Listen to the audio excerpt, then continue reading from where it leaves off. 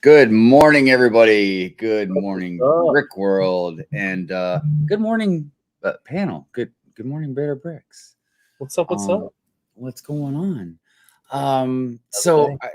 Before we start the show, I just want to let everybody know, because obviously you see that one of us is missing. The Brick Babe had a medical emergency.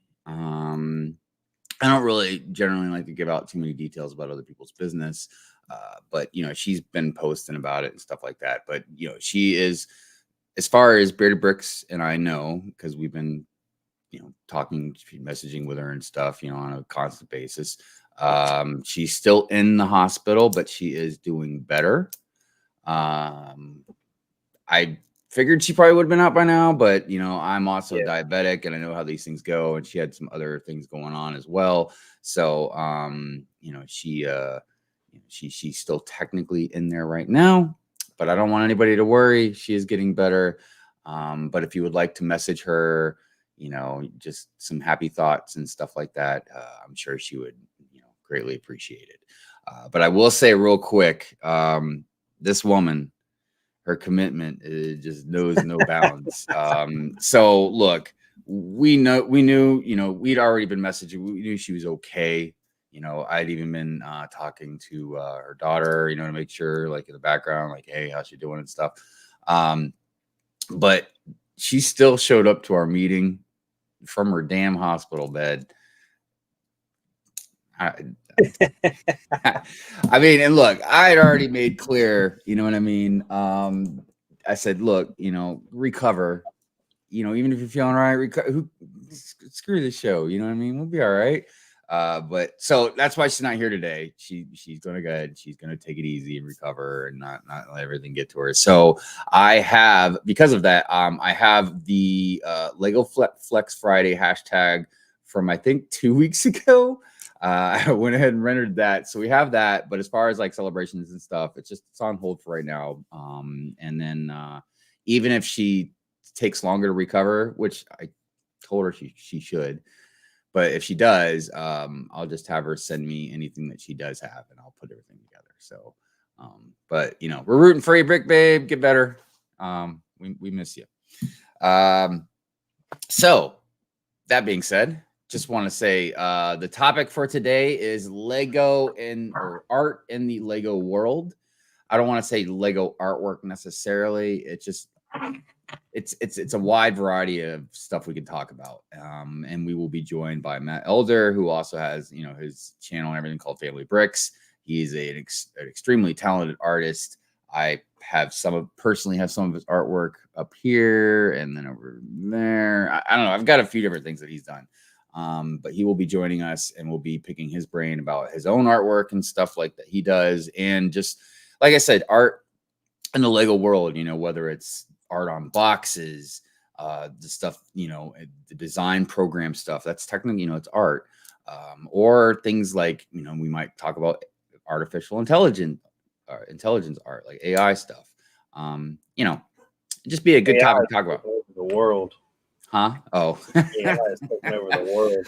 I got to tell you, and we'll get more into it obviously in the second hour. But I've been really, as an artist myself, I've been really heavily thinking about AI art and is it good? Is it bad? Repercussions, stuff like that. And I'm kind of pulled in two different directions, but we'll get more into that later. First, also, I want to say hello to the Replay Gang. Replay Gang, what's up? What's up? We love you. We love you. Replay Gang is strong. There's a couple other things we wanted to announce. It's kind of news, but we'll keep the news to the sets and stuff. But we wanted to announce that Veterans Day was yesterday. So, please, go thank a veteran if you haven't. There's so many different things that veterans do for our country, for us, for people around the world. We can get into debates about like governments and stuff like that, but our brothers and sisters in arms, that defend us, protect us, fight for others. You know what I mean? So happy Veterans Day to all our veterans out there. We wanted to say also November 9th. And was it just New York? I'm assuming New York City.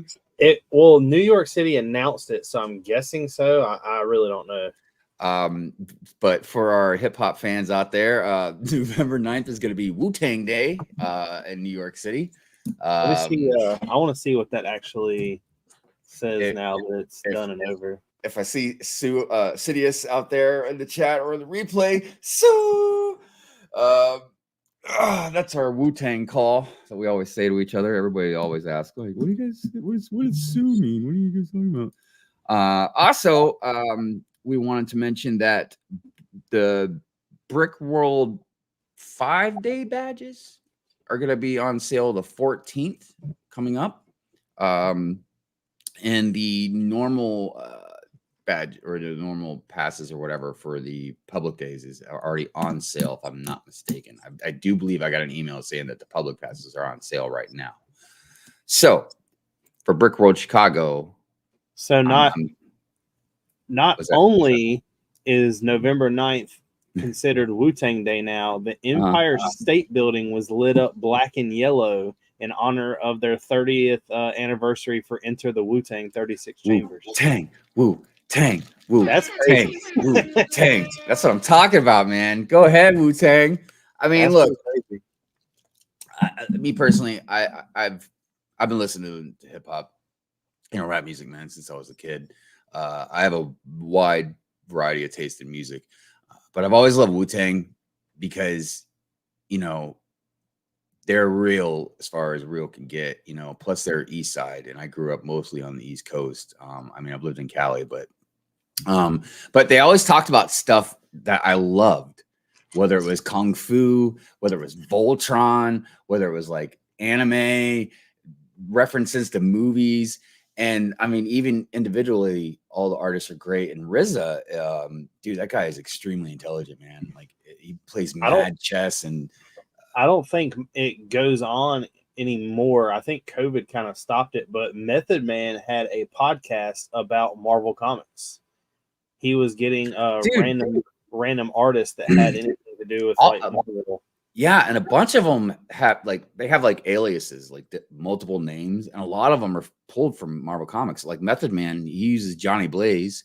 Yeah. I think I can't remember if it's Raekwon or whatever, but they use Iron Man or Tony Stark. There's all kinds of stuff, man. Like because they love comic books. So that was something really cool. And as far as the Brick World stuff goes, if you plan on going to Brick World Chicago, I'm telling you, don't wait too long to get tickets, to get a hotel room, all that stuff. I'm telling you, it was packed to the brim last year. It's probably going to be even crazier this year. It's like the Super Bowl of all the Lego conventions. You know what I mean? So, all right, yeah. I still probably might be going. Not too sure yet, dude. I'm definitely gonna go. I think Mrs. Hive is gonna go with me this year. So if everybody wants to see Mrs. Hive, they might see her this year or next year. We're going to Disney for like 8 days in October again. Yeah, she's already planning that trip to Disney World. That's in Florida, right? Disney World. Yeah. So that's the one she's planning. She's planning it for my 50th birthday, which is like 4 years away. But she wants to like make sure we're gonna have the money and we will be comfortable. I need to talk to a few people. If you're watching, you know who you are, about maybe meeting up so we can maybe have the trip at the same time. That would be awesome. So let's get into some good Given a mornings. vacation notice now, there'll be Sunday that I missed. Look who's in the chat. Look who's in the chat. Brick Babe is in the chat. Brick Babe, what's up? Miss you too. Oh, I know you want to be there, but you stay right where you're at and you just chill. That's what we want. We want you to chill, get better. What's going on, dude, Jude? All right, so let's go ahead and get into these good mornings, and then we'll get the show started. Family Brix, there he is right there. That will be our guest today. An amazing artist, I'm telling you. He does such good stuff. But good morning. Good to see you. Big Nate Brix in the house. Good morning. Good morning. Well, Toys on the side. Good morning. Greetings and salutations, Bricklings. Pre-play gang. I think ACOB boys started that phrase, didn't they? I mean, I don't know if they invented it for sure, but I feel like they're the ones that were kind of starting that. I love it. Pre-play gang. That's so great. There's that Hive guy. We passed him. Alternate candidate. What's going on? Good morning to you. Candidate? Dude, Jude. What's going on, man? How are you doing? Oh, yeah. And I forgot I'm wearing my Brick World shirt. I wasn't paying attention. Let's see here. EMS Brix, also known as Renee. Renee, I feel like I sent your gift, but I'll double check. I've got so many. I've sent out tons of stuff. I think I still have like a small handful of smaller things to send out, but I don't know. I'll double check it though. Anyways, Christine Harper, good morning. Good morning. How are you? Two Humble Bricks. Carrie, what's going on? How are you doing overall across the pond? Hope you're doing well. Jacob, what's up? What's up out there lurking? Lonely One Kenobi. Good morning. How are you today? Fall Equinox. What's going on? How are you? Johnny Builds. Good morning. Who else we got out here? My Bricks and me. Good morning. How are you today? Thank you for being here. Jacob says I'm still waking up. Yes, I know, man. I feel like I am too, and I've been awake for like 3 hours now. Let's see here. Johnny says prayers for fast healing for Brick Babe. Yes. Yeah, we all want to send her good vibes. King Oldendorf, what's going on? Thank you for being here, my friend. Yeah. Sorry, just kind of reading a few things. Steve, what's going on? How are you doing today? Thank you for being here. King says art, every Lego set, mock book, and more are art, 3D or not. It's still art to me. Well, I mean, here's the thing about art real quick too. And I mean, I'm not going to get into it, but technically everything is art because art is subjective. It's just what we generally think of art as something like, you create, but I mean, the definition of art is pretty vague. Let's see here. Love the Solo brick builder character in the background. I know, right? Solo. We miss Solo. I hope he's doing well. I need to message him and check to see how he's been doing. Jesse's Brick Galaxy. Good morning. Coffee time. Yes, coffee time. Speaking of which, let me take another sip of mine. Drew, what is going on? How are you doing? Drew got an interview with Shy coming up here pretty soon. Tanjam, good morning. How are you, my friend? Thank you for being here. Killer bees.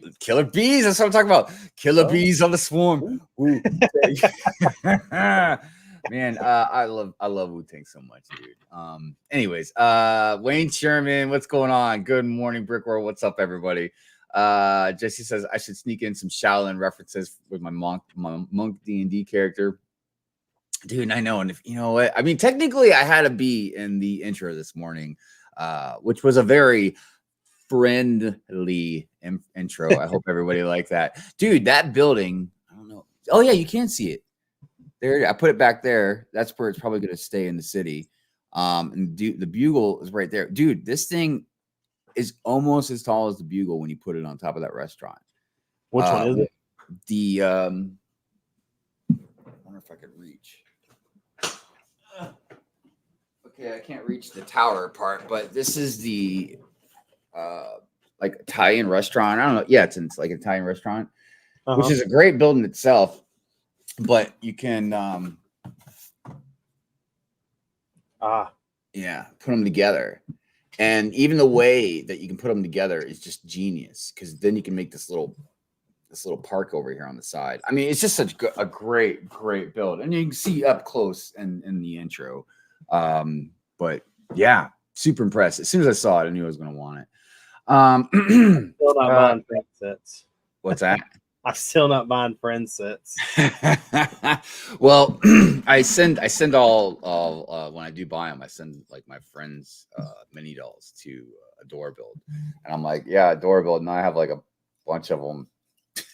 It's you, but I gotta say, man, these friends dolls, I wish they do have some pretty cool prints. Do you not pull the hairs off of them?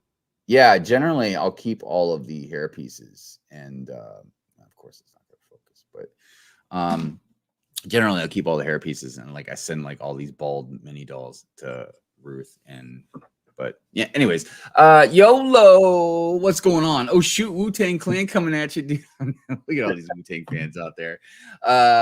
Whiskey 488, what's going on, Wayne? How you doing, man? Let's see here. MF Doom. Oh, I know, I love some MF Doom as well. Let's see here. Where there's Brick Babe. Yep. Good morning. Tangem says no Brick World for me this year. We'll be moving right around then. That sucks. Well, look, I ain't gonna lie. I was mentioning this to Brick Babe and Bearded Brix the other night. I mean, a lot of it depends on how long I keep my current job, because like I said, I make good money at my job, but it's just hard on me. So I don't think I'm gonna be able to do it for a long time. So when I eventually quit that job, I'm probably not gonna be able to afford to go to Brick World Chicago like every year. Maybe if something happens and I get the money somehow, but Brick Fair, Virginia, I can. That's a lot cheaper for me because it's very close. So just out of curiosity, not on what you spent for while you were there, but what did it cost? Well, you drove, didn't you? Yeah, because I had my mock. So I don't know how people like ship their mocks and stuff, dude. Yeah, I remember Shy, dude. I'm pretty sure he posted it. Remember at the airport, and he told the lady that he's like, yeah, there's like a Lego set in there or whatever, and she just looked at it, and just like threw it on the thing. I want to know. Shy. I mean, I'm gonna fly if I do, so I would like to know. I mean, I'm assuming a flight's like $500, and then a hotel's another $500. But you know what you could do? You could drive up to me, and then I could take your mock, and then you could. Well, then you would just. I wouldn't take a mock. I'm not taking the castle. Oh, because I was taking the whole mock thing. If you were trying to figure out a way to get your mock. You don't realize like I have to rent a van to haul the mock. The castle doesn't fit in a car or a truck or an SUV. Yeah, I mean it's even like with me. Yeah, it was weird. It was weird. But okay. Let's see here. No Brick World. Yep. Big Nate Brick says I need roommates for Brick World. Yeah, and I need to figure that out too, because Mrs. Hive needs to make her decision like concrete, because if she's gonna go, obviously we're gonna have a room. But if she doesn't, I'd plan on splitting a room with somebody. I'm pretty sure me and Chef were gonna definitely split a room, but I don't know. We'll see what happens. I miss you guys. Want to be? I know we miss you too. Oh, you guys are so sweet. Everybody's sending good vibes to Brick Babe. Moto, what's going on? Hello, goodbye. Time to take some leaves. Well, hello, goodbye, Moto. Yeah, I need to get with Moto because that is going to come up pretty soon. Not soon, but I need to plan that out. There's a really awesome Moto mock I need to build. Camel City Brick House, what's going on? Good morning to you. Matthew, good morning to you. Brian, good morning to you. Thank you guys for being here. Southern Brick Guy, good morning, Brick World. We appreciate you. Thank you. Chef, there's Chef right there. Good morning. Where else? Let's see here. Look at everybody talking about some Wu-Tangs. Hit that like button. Yes, please hit the like button, everybody. That helps the we got Stud in the house now. There's Sidious. What's going on, Sue? We also got Joseph Nails, also known as Nails. Good morning to you, Brickman USA. Good morning, Brick World. Get well soon, Brick Babe. HR checking in. Did you drive the Brick Babe off the show? No, but she did make a HR complaint during the meeting. But I'm pretty sure she makes one every meeting. I was about to say, when is she not making some kind of HR complaint? I love Matt's Christmas cards. I know. They're great. There is Brick and Brood. Good morning, Brick World. We do have a new live stream calendar today that Brick and Brood got to me, so we'll be definitely showing that later. Okay, let's see. I'm almost to the bottom of the chat. I'm planning on taking my snowman to Brick Fair, Virginia. Nice. Drew says, "Good man. How about you guys?" Yeah, man, we're doing good. It's the weather has been real funky here in Maryland. It like last week it was warm, and this week it had been like getting a little chillier. It's always cold down here in the Lego room. Let's see here. I live like 1 hour from Brick World. Y'all can sleep on my couch. Well, if Mrs. Hive she comes, she ain't sleeping on nobody's couch, dude. I can promise you that. She's gonna want to go into the bathroom that has the TV and the mirror and everything. Not great as my family got COVID. If I catch it, oh no. Yeah, well, be very, very diligent in being careful, and wash your hands and sanitize, stuff like that. All of a sudden everyone makes the connection between Brick Hive and Wu-Tang, and no one ever understands what's so true. Yeah, I know, man. Some people do, some people don't. But look, I mean, we're getting older, man. You know what I mean? So Wu-Tang was, I mean, not saying they're not relevant and prevalent, but they were just a lot more bigger, I think, back then, as far as stuff went, especially like in the hip hop game. So I appreciate. Yes, for everybody out there. So I'm on Brickworld's website. Mm-hmm. All right, you can go to buy the tickets, but you can only buy tickets for Friday and Saturday. Do you go to set up to where you want to display? Is that the only way to get in for all 5 days? I don't think that's up yet. That might be up on the 14th as well when the badges are being sold. So right now, that's what I'm saying. Like right now, you can get the public day passes, but the behind the scenes 5-day thing, that's not until the 14th. If you order them right now, they're $14 online and $16 at the door. And then kids under 3 are free, and military members or first responders are $11, and that's at the door only because you must show an ID. Also, a little plug on the 14th, which I can't remember. I think that's a Tuesday. A couple of Brickheads will be having Mark, the owner of Brick World, on their podcast, and it's like I don't know if you want to call it like a watch party, so to speak, but yeah, that'll be fun. But yeah, definitely, like I was saying, if you're gonna go, you'll have some time. It's not like I'm gonna sell out like Taylor Swift tickets or something, you know what I mean? But like, but don't dilly-dally too long, because yeah, it's gonna be packed. And a lot of people do make the mistake of waiting a little bit too long, and maybe you might still be able to get tickets, but then you can't get a hotel room or something like that. Does it start on that Wednesday or that Tuesday? Wednesday. Yeah, I mean, I can't remember like I don't, and this is why it'd be a good idea to watch a couple of Brickheads on the 14th, because these questions might be able to be answered by Mark. Because I don't know how early or maybe we able to get in. As far as I can remember, last year, you had to wait like even like the time, and then we all went in like through the doors and started setting up. But it's hard to say. If you're in like a huge collaboration and something big, you know what I mean? Just like even the entrance, there's like big doors you could literally drive a truck through, like in the back, but that's not where we moved all our stuff in. But I think, I don't know. So I'm sure maybe it's different even for vendors and stuff. Sorry, just checking out these comments. Yep, looking for roommates. Killer bees, we on the swarm. Yep.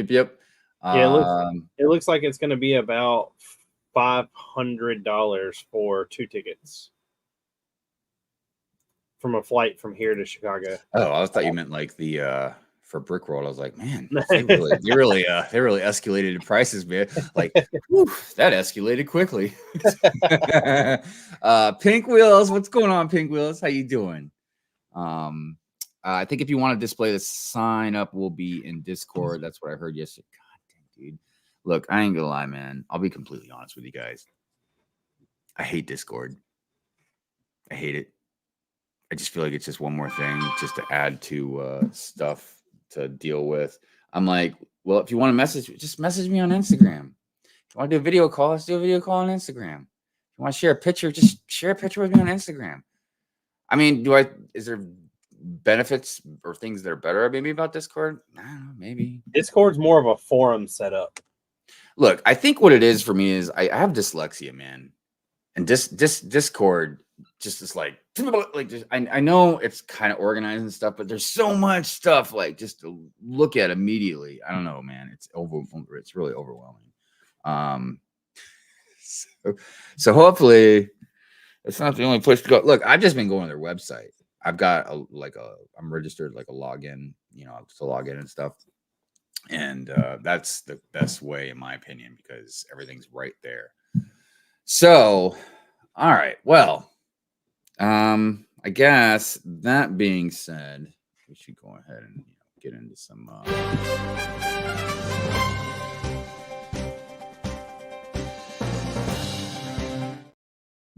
Because when news breaks, we fix it.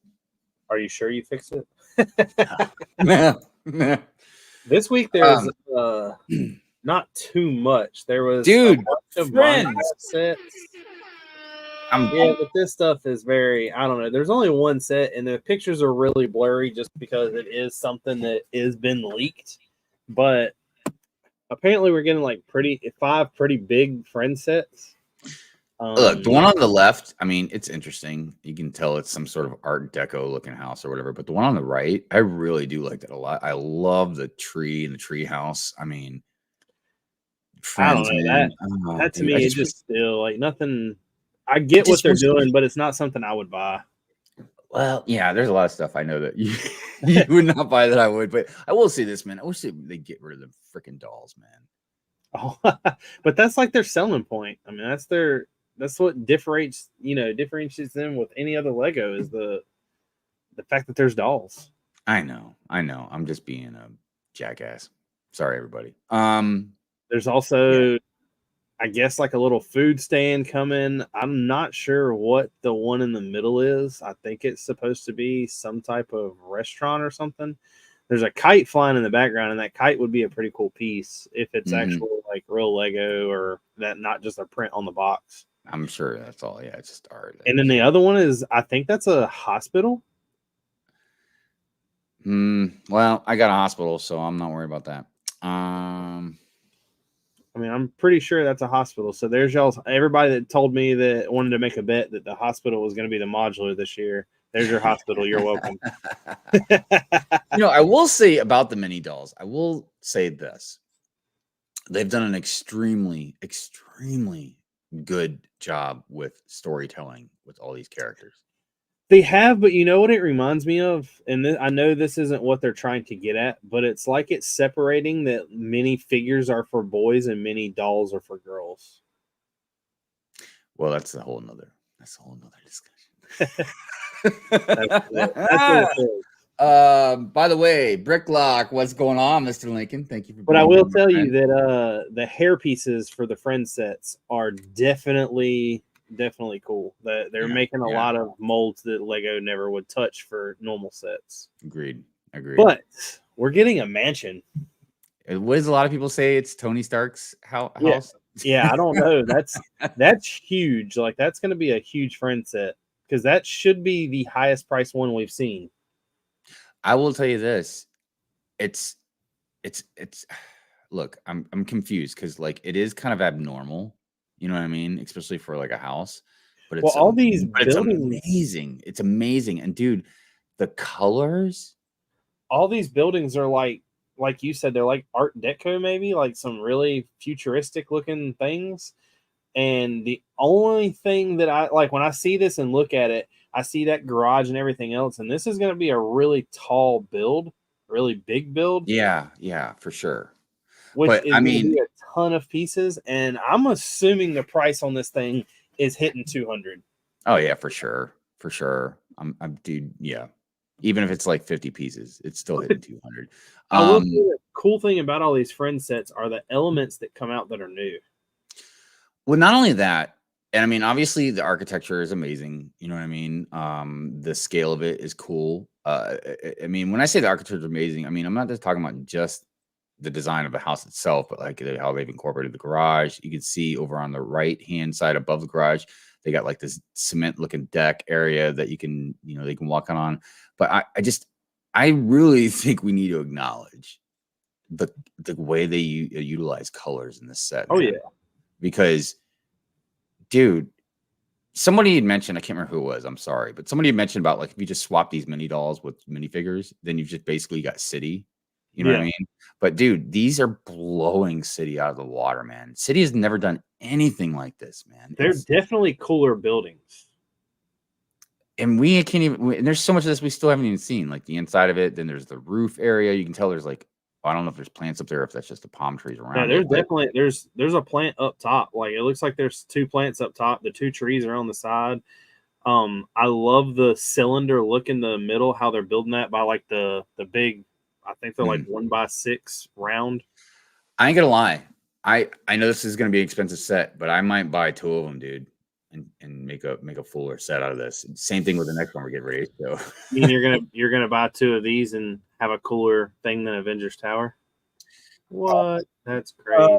that's blasphemy. I can't believe you'd even say that. But Well, I mean, I'm just saying, everybody likes to waste their money somehow. Real quick, just wanted to check the chat out. Playing hospital. That's funny. You are Strange Sidious. That's funny. Tony Stark Malibu Mansion on the corner, right. All of the friend characters are back as adults in this set. Yeah, I know. It's great. I love it. I can hear Adora's wallet whimpering. Kimchi Brix, good morning. Thank you for being here. Love this set. Mostly the trans yellow pieces. Oh wow, I didn't definitely LA vibes. Bricklock, can't wait to hear your thoughts in it. Yep. Friends colors are awesome. Cheapest way to get cheap parts for structural parts of Mox. Definitely. And I think that all of those windows that they're talking about are the garage door pieces. Oh, yeah. Like I said, the picture is real blurry, but I'm pretty sure that the way those are changing color, that they're just those garage door pieces. And that's going to be really cool. Yeah. Yeah, dude. I just this is look, I'm not trying to blow smoke up this set's ass, okay? I'm really not.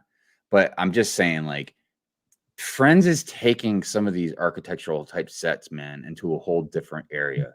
And I'm not talking like they're competing on the same level as like the modular buildings are, you know what I mean? Or like even like the modulars for like Marvel and stuff. But like they're doing things, man, that are just way different and it's working. And even with the color scheme, it just wouldn't work, I don't think, with a lot of other stuff. But the way they're doing it with this, and this is what I was talking about before when Friends first started, the color stuff was like just all over the place, man. Well, that's because it was all like really pastel, like pinks and yellows, and even those. Well, I mean, this one's still got the pinks and yellows and everything too. But it's about how they're utilizing it. Yeah, but it's bright now. It's not that pastel. They're bright. Yeah, I agree. But rock on. And then next up, we got the Chinese family reunion celebration. Yes. That's going to be a really cool set. Dude, I love this thing, man. I mean, I love, like, again, the Japanese architecture, the Chinese type architecture, all that type, the Asian, the way they've done rooftops and using utilization of like lanterns and stuff. And this one looks full enough that I don't even think I'm going to worry about making it back to it. I think it's just going to be good enough on this in the city, like just driving by it. You know what I mean? I mean, the one thing I have to say about it is it kind of sucks that we're getting another restaurant, but I mean, it's one of those things that I love everything about this set. I love the printing, or it's going to be stickers, but the stickers on the flags. Up top on those lanterns are like the red translucent minifigure head pieces. Those are really, really cool. All the lanterns up top are cool. I mean, it's I don't mind the restaurant part as much because I would think, well, not that I think, you know, in cities, I feel like a lot of restaurants isn't a bad thing because you know you're getting different varieties compared to yeah. like you know a bunch of different sunglass shops or something. You know what I mean? But I do know, yeah, I know what you mean though. And look, yeah, I didn't even realize at first when we first saw it that you could take those off like that. It's modular. Yeah, yeah, I'm And down, it would dude. be extremely easy to buy 2 of these and just pop them back to back and make a Mhm. bigger restaurant. You're right. You're right. It would, yeah. Uh-huh. It would look probably really, really good like that, honestly. Even on a corner. So yeah, definitely this is my favorite out of the whole bunch that's come out. By the way, Jake, good morning to you. Thank you for being here. Appreciate you, appreciate you. Also, I see Titanium J out there. What's up? What's Greetings. up? What's going on? Family reunion said it's so good. I agree. Aussie Adams Bricks, what's going on? Good day. How are you today? Love the Chinese New Year sets. Yeah, I think they're all great.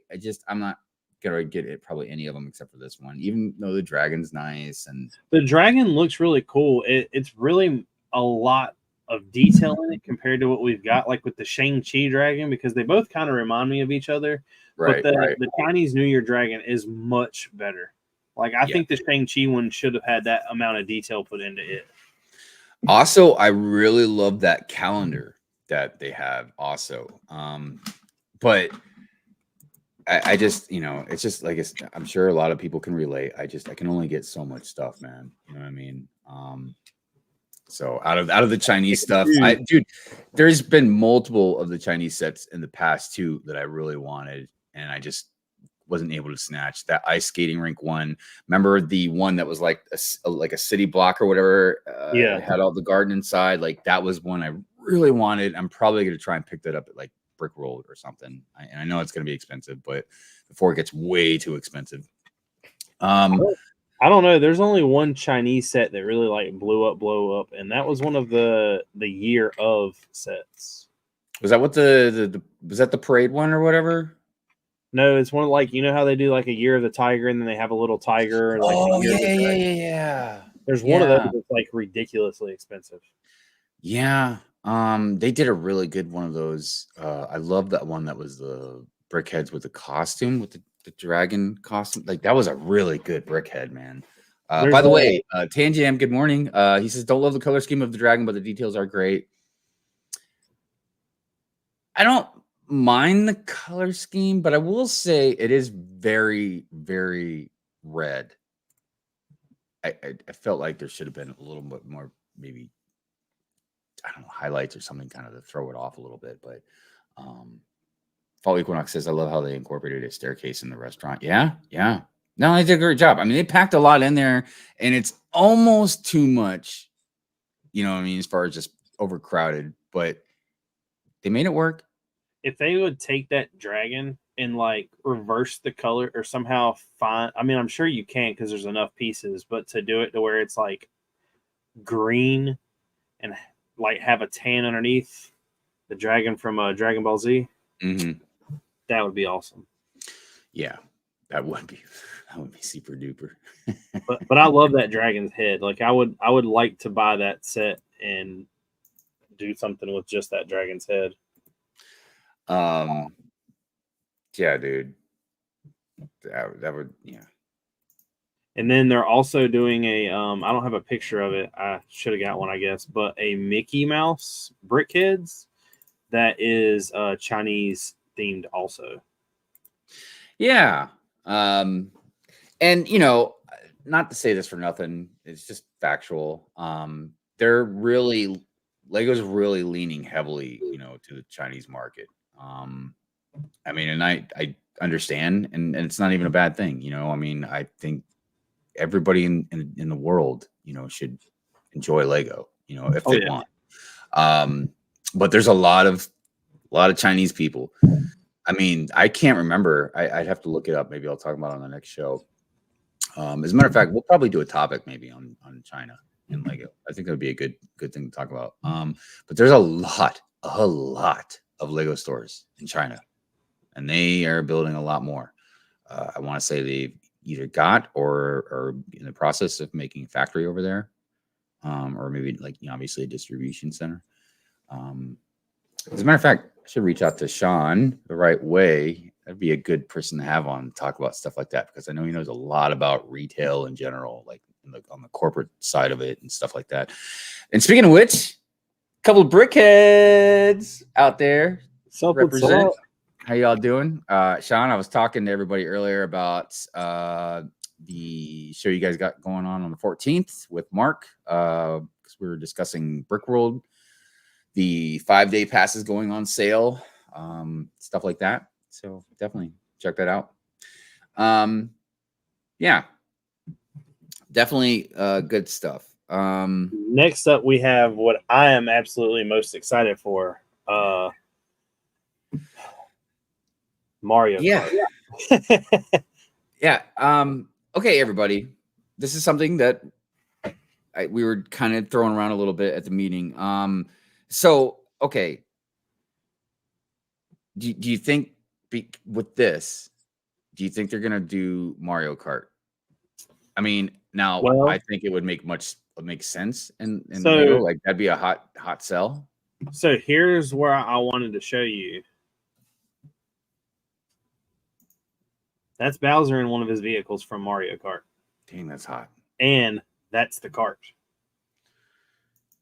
It's technically from like Mario World 3D, but it is a cart that you can get in Mario Kart. Oh, wait a minute. Okay. See, where I was being thrown off was the scale of stuff, right? But dude, they'll release another one, because it's the Mario figures, Luigi, Princess, they're all the same size, you know what I mean? So yeah, they're gonna release a new one for each figure. Well, this Bowser is the same Bowser that came with I think it was called Bowser's I think it was just Bowser's Castle, actually.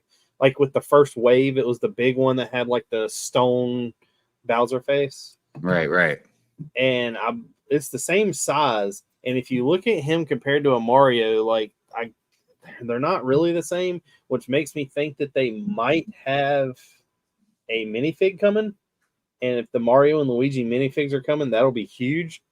The only thing is if you scale this car next to another car, I don't know that if a minifig would look right in it. So yeah.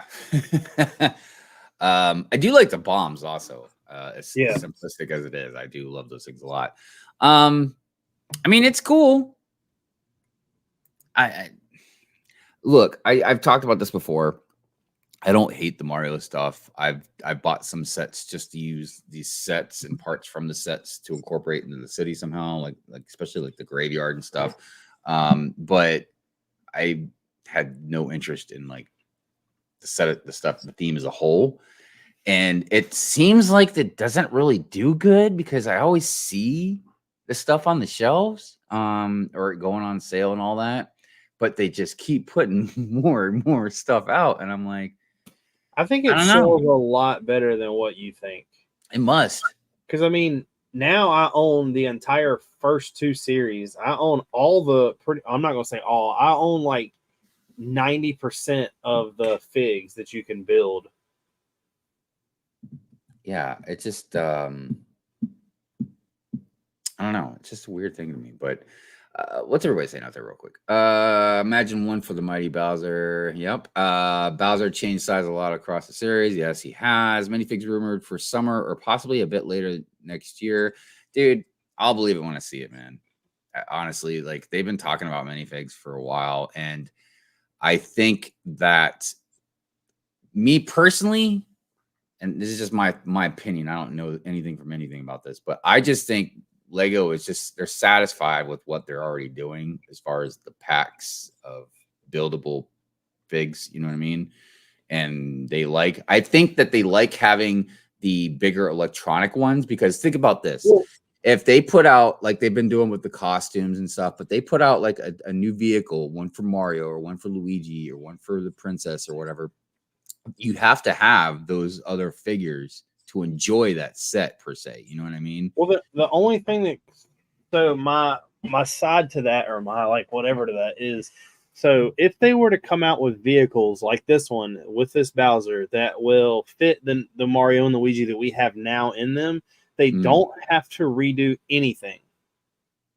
But if they were to make anything where it's minifigures that are the size that they're going with now, they have to remake. Like I'm assuming the turtle's going to be a new element. They would have to, which is perfectly fine because if they did the turtle, they could literally. There's like 9 different color variations they could do, and it just work on all of them. And well, then that's no, you're absolutely right because, and I think that's the biggest thing. Oh, go ahead. Oh, but the blocks and everything else could stay the same size. Yoshi could technically stay the same size. The mushrooms would have to get smaller, and they would be like a new element piece. No, here's. Oh no, I'm sorry. I just if they do minifigs, it would have to be a completely separate thing. And I mean, I could be wrong. It just from what they've been doing all for the last few years or whatever with this Mario stuff, man. If they put out minifigs, could you with your imagination and it's Lego, yeah, you could use it in your courses and stuff like that, but it's not really gonna make any sense because that's not what the courses were set up for. So that would just be a collectible thing, you know what I mean? But now I could see them doing a Nintendo CMF series. Well, see, here's your Zelda, you get your Metroid or whatever, you know what I mean? Here's my thing to that though. This is how I compared it. So when it comes to new themes or whatever, Toy Story was a huge theme. There was a lot of new molds for new characters in that. I mean, you had like Bo Peep, which was a normal minifig, but had like the dress part. But when you have like Ham and Rex and all that, those are completely new molds. Right. So Mario is much bigger than Toy Story is. Mm-hmm. So why wouldn't they redo it? If they would just put, why wouldn't they come out with a minifig Yoshi? Why wouldn't they come out with a mini? Because you got to think now. I mean, I have 1, 2, 3, 4. I have 6 different color variations of Yoshi. So if they make one mold, all they got to do is print it in a different color or mold it in a different color. I see that being something they could easily do. I get it, and I'm just saying like. Because they've done this already in a sense with like, we'll say Disney. Like, you got your Disney Duplo block or Disney characters, Disney Duplo characters. You know how Duplo characters are, right? But then they've got Disney mini dolls and then they've got Disney mini figs. But they're separate from each other in a sense, you know what I mean? So I feel like if they did a Mario minifig series or whatever, CMF or whatever, like it would just be like, again, a separate thing for collecting. And I feel like at that point, it'd just be better for them to do Nintendo. I saw what Sean said about, they're coming out this summer according to Falcon, and I know how reliable Falcon is, but it's not 100%. I mean, so you're saying you would want it to be a separate theme than the Mario they have now? Well, if they made minifigs, but just like I said before, if they made Mario minifigs, it's not gonna go with the Mario stuff that they've already been putting out. No. They would have to redo the line, but You're talking about like they'd make sets with it and stuff like that or something, or no, I don't.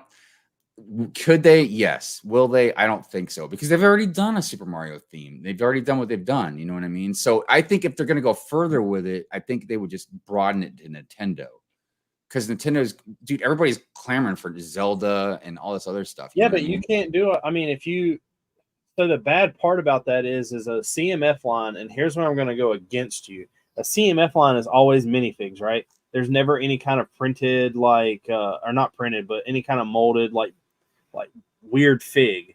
They're always minifigs. Like it's not going to be like Mr. Ham from Toy Story who's a pig or who's a special mold. You're going to just have minifigs. There's not enough minifigs to do that with a Nintendo line. Really? Think about like the big Nintendo characters. So you would have like, let's say if you're going to come up with 12 characters, right? All right, you got Mario and Luigi. Then you would do what? Zelda and Link? Well, I mean, I would assume that, I don't know how maybe you would do Bowser, you know what I mean? But like, I'm assuming there's a besides Mario and Luigi, you could do the princess or do Toad or whatever. But then there's But that's what I'm saying. But you're not gonna. That's not considered a Nintendo line. Now you're getting into a Mario line because I wasn't done.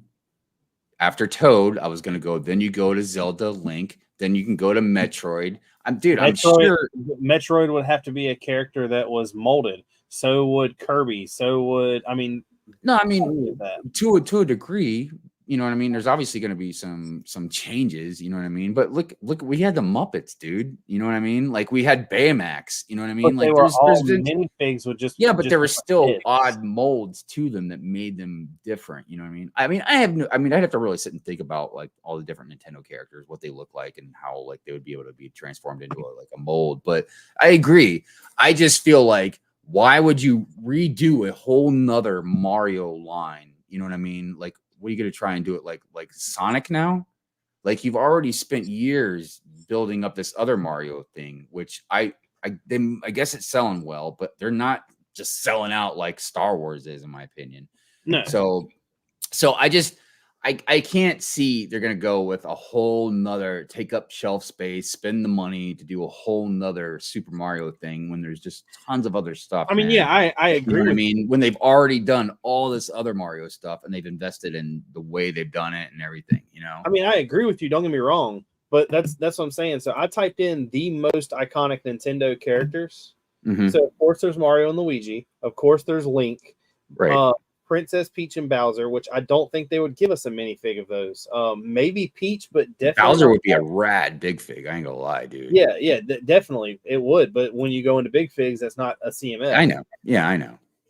Yoshi would have to be a completely different like mold, and it would have to be. Which don't get me wrong, that would be awesome. They've done enough with the dinosaurs for Jurassic Park where they could easily do something small like that. Yeah. Samus and Ganon are pretty. I mean, I don't know how you would make anything really work with them. Samus is a character from Metroid Prime, and I mean like I said, I just really have to think about it. You know what I mean? Like, and let me see what's out. I would love a Fox minifig. If they would do a Fox McCloud minifig, like Star Fox. Oh, just think about it. That's a body, and all he would need is a head and a tail. And look, I ain't gonna lie. If you took, because maybe this is something that maybe they could do instead of just doing Mario again. You do a Nintendo line of sets. Because imagine Star Fox with the ship, you know, or Link and the princess with. Aren't they doing that one idea is like the tree or whatever? You know what I mean? I can't. That's what they keep saying they are, but yeah. Real quick, let me jump into the chat real quick because I saw a bunch of new people here. Lego Lagoria, hello, Mrs. Neverland, hello. Now, if they gave us a King Hippo and a Mike Tyson, that would be hilarious. Oh, dude, I would love Mike Tyson's punch out. Oaktown Bricks, what's going on? Lurkin, wasn't Zelda CMF leaked by Brick Clicker back in February, dude? When it comes to leaks, that's what they are. They're leaks, so it's hard to take things for granted because even if it is real, Lego, they can just pull it back and be like, "Oh, what are you talking about?" Captain Cody Pro, what's going on, yo? Who else is out there? They put molded accessories, animals, and specially molded heads, Muppets. Never say never. Yeah, I'm in the middle because I agree with what Bearded Brix is saying, but I don't know. It's a really tough call. And again, because it's hard to base things because Lego is so sporadically weird and unpredictable with their decision making. I mean, like the Muppet line, the Muppet and the Looney Tune lines is a perfect example. Like why? So the Muppet line, I don't even get why we got it. But the Looney Tune line, they could have made Looney Tune sets and sold so much on those. And Looney Tunes is Warner Brothers too. You know what I mean? I don't know, man. Again, look, the way I see the Looney Tunes and the Muppets really is, and it's completely 100% understandable, is children. Yeah, it's because yes, Star Wars and Harry Potter, you can say for kids too, but that leans more towards T-falls and us A-falls. That's stuff that we love more. But even though the Muppets, for a lot of us older folks, man, that really hit close to home, man. You know what I mean? Think about if they would have had like a Looney Tunes line where you had like a maybe like a Coyote and Roadrunner set that came with like a rocket and a fake wall, or or a Bugs Bunny and a Daffy Duck that came with a little hole that he could have in with the rabbit. We needed some more Acme products, man. Like, come on, dude. Imagine if we got the black hole stickers, turn that into a line. Dude, I would be slapping those black hole stickers like all over the city, man. By the way, good morning, Ricardo. How are you doing? It says Metroid, Smash Brothers. Yeah, okay. I'm trying to think of Yoshi with kind of a minifig body with like a Yoshi. I mean, technically they could do that. And then do the tail, maybe. But I ain't gonna lie, that would look kind of weird, especially like Kirby. Like you would, but they could maybe do. Maybe there's something a piece they could. I don't know. Kirby would have to be a mold. It would have to be, dude. Yeah. Imagine, Mike Tyson picked up UCS Sandcrawler for $50. Hold on a second. Last Sunday, this thing's. Yeah, wow. Danny Phantoms, good morning. How are you doing? Ganondorf? My bad. Plenty of normal. Yeah. Imagine Bowser like, dude, Bowser is a big fig. Even if, dude, somebody should make a custom one, dude. That would be that would be hot fire. So dude. if they did a big fig of Bowser, they could do Diddy Kong and Trixie Kong as minifigs, but do Donkey Kong as a big fig. But once again, I think you're getting into that's more of a set line and not a CMF line. Hold on, man.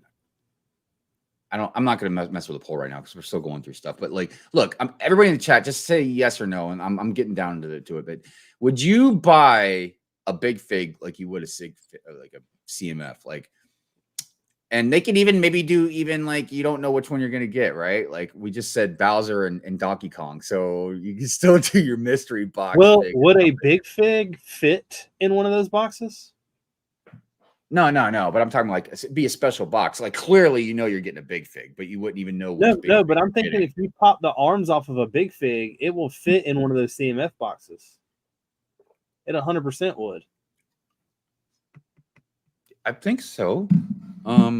It would with the arms on there. It'd be obvious which one it is because it would weigh a freaking ton. right. One Brick Stud, good morning to you. Mrs. Neverland, now I want to play Star Fox, right?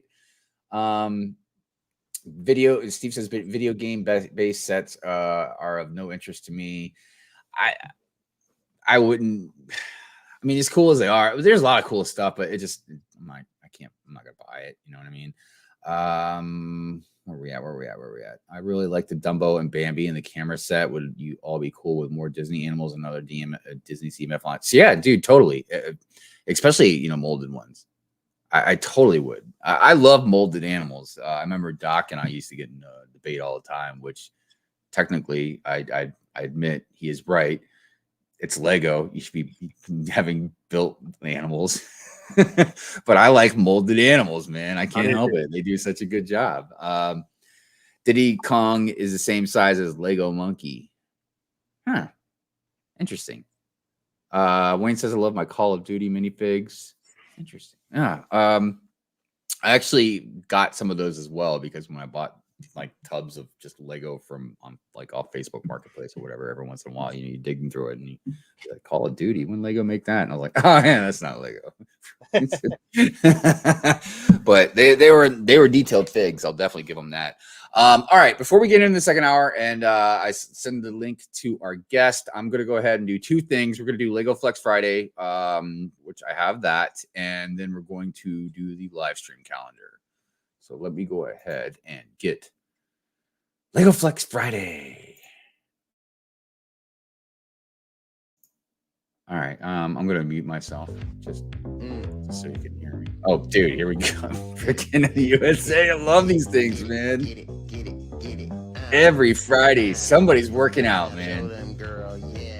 I'm hoping one day to motivate me into working on myself. Lucky Jester.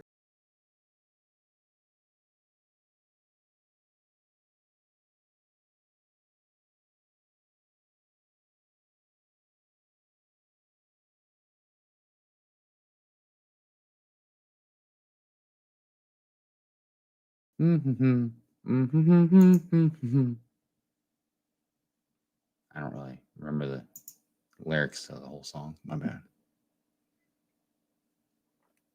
All right. I'm just getting this link out. Not paying attention to see if this Lego Flex Friday thing is done. It is. All right. And let's go ahead. We'll share the screen. And then go ahead and do the live stream calendar. Click, click, and click. Click, click, and click. All right, everybody. Here we go. Good morning, Brick World, and welcome to the Eightfold Streaming Guide for the week of November 13th to the 19th. This week's highlighted stream is Johnny Builds. It streams Tuesdays at 8 p.m. on YouTube. Join Johnny as he builds mocks, talks Lego leaks, and even chats about pop culture. Follow along this week as Johnny finishes up the Monkey Kid Fruit Mountain set and goes over some leaks. Please note that all times are in Eastern Standard Time Zone, and all times are subject to change, so see description for updates. Now let's get into this week's streaming guide. Monday on Twitch at 4 a.m., Billsy, 4 p.m., King Oldendorf of Game Time. At 8 p.m., Titanium J, 8:30 p.m., Gene's Version. On Instagram at 9 p.m., Mom and Mo. YouTube at 8 p.m., Old Gray Bricks. Tuesday on Twitch at 4 p.m., we have Jake Studs. At 6 p.m., Brooke Bricks. 8 p.m., Lightning JR. 9 p.m., Amberlia Builds. Over on YouTube at 5 p.m., Mikey J Productions. 8 p.m., Johnny Builds. And at 10 p.m., Bigonomics. Wednesday on Twitch at 4 a.m., Billsy. 8:30 a.m., Minecraft Mayo. On Instagram at 6 a.m., Rainbow Bricks Lug. On YouTube at 8 p.m., Quick Build Bricks, Clicking Cliff, and Bearded Brix. At 9 p.m., Two Figs One Set, Bricksmith, and Canadian Brick Builders. Thursday on Instagram at 7 a.m., The Brick Shelf and Friends. At 8 p.m., Bricks Why Not and Virginia Bricks. On YouTube at 3:30 p.m., Family Bricks. 8 p.m., The Basic Brick, Old Gray Bricks, a couple of Brickheads. And at 9 p.m., Ben's Brick Designs. Friday on YouTube at 1 p.m., Brick Trains. At 2:30 p.m., London Calling. At 7 p.m., Friday Night Bricks. 8 p.m., Building with Buds. 9 p.m., Real Whole Egg. 10 p.m., Full of Brick. Saturday on Twitch at 8 a.m., Tasman Bricks. 9 a.m., Brook Bricks. 3 p.m., Matt Mellish.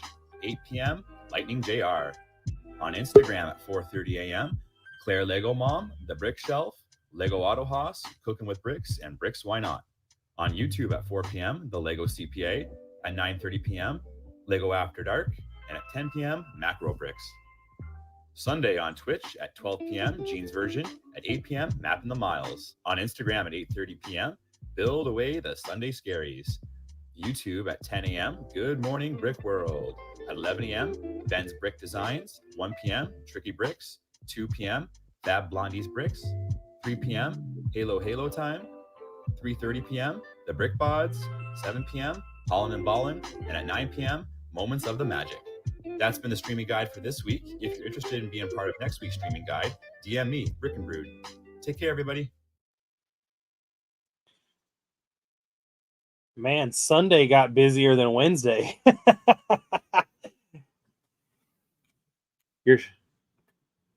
You're still muted. Of course I'm muted. Yeah. Sunday definitely is turning into a busy day. That's for sure. So Equinox said that Building with Buds is having their 100th episode. 100 episode. Holy cow. I need to find out what I'm doing for my 100th episode. It's coming up. How many more you got now? I think I'm on 89. And it's weird because they go by weeks, you know what I mean? Yeah. So like you think like double check on that. 89 seems high. Maybe 88. I don't know. Because I'm gonna be able to make it for London Bridge Bricks 200th episode. Which I think it's gonna be a while away, but it's like December 1st. It's only like a couple weeks away. I don't know, man. It's weird when you do like a weekly stream. You know what I mean? Like it all runs together. Yeah, it really makes time fly too. Well, because we're only on 204, and I feel like 200 was like 2 months ago. It was, I know it is weird how time. Yeah, I'm on 88 next week. So we do have a guest, and He is a really awesome artist, like I was saying before. Let's go ahead and bring him on. It is Family Brix. What's up, brother? Good. How you guys going? Good. What's up? Good. Yeah, man. It's been a little while since you've been on the show. I mean, like, it's been quite a while, I think. Yeah, no, I think the last time I was having to think about it is probably when you did that. So I know. I need to send you some money, man. Buy that thing off you. But yeah, that was my 24-hour stream. Yeah, I think that's going back a couple of years now. So yeah, it's when I built the UCS Slave 1. Slave 1, yeah. So I think talking about the broken brown bits and things. Yeah, that was Ryan. Yeah, because he was building his, and he broke I think he broke like 2 of the pieces, but I know one of them was pretty bad, and he had to like order it because it wasn't just like because I think it was one of the slope pieces, like the bigger slope pieces. So it wasn't just something you could just go like get real quick and easy, So, but yeah. Lego artwork in the Lego space. So you've been doing art quite a while, and I've seen like stuff that you've done that wasn't just Lego, but I know that you've done a really awesome job like capturing a lot of like minifigs doing different things. I used in the thumbnail, one of the cards you had sent for Christmas, which you do that kind of randomly, around the holidays and stuff like that. Yeah, so that's so that was and the thing so I have a hard time drawing minifigs and stuff like that. And I couldn't figure out why for a while, because I really do a lot of hyperrealism type of artwork and stuff. But I'm really horrible with shapes, like symmetrical type shapes and stuff like that. That's why I don't really do a lot of lettering and stuff either. But yeah, like I said, you've really kind of grasped that. And the thing that I like that you've done is you've made them paintings. You know what I mean? Instead of just using like just a regular pen and or something real digital. But I mean, is that something you prefer to do, like with painting? Yeah, I mean, there's lots of reasons for that. I mean, I've been doing art. I was the typical kid in the back of the classroom doing stuff when they're meant to be doing other things, teachers to no end and things like that. And I worked as a commercial artist doing all sorts of things for years and years and years. So storyboards, video games, some portrait stuff, some fine art, some concept design, a whole bunch of things. I originally got into it through like Marvel comics and things. So I wanted to be a comic artist and things. And that was around the time of, Todd McFarlane and Jim Lee and all those guys, blowing up and things. And then I was working towards that. So I think with comics, you have to draw everything. So you got to do people, you got to be able to do buildings. So you learn how to do a bit of everything. And then I had some friends who were actually doing it, and I saw the work they were doing, and it's like 6.5 days a week, nonstop, 10, 12-hour days. And it's like, is that the life that I don't want to have? Like, so it's that's something too that a lot of people I don't think understand. A lot of people do, but a lot of people don't. So if you have a talent, even if it wasn't something that you were natural at, you worked really hard at, but it's still, it's a talent. But if you have a talent, some people can take that talent and make it a job, and they can be happy about it. You know what I mean? I can't. I've tried. I do stuff on the side. I do stuff randomly. I was trying to for a while get into apprenticeship and doing tattoos.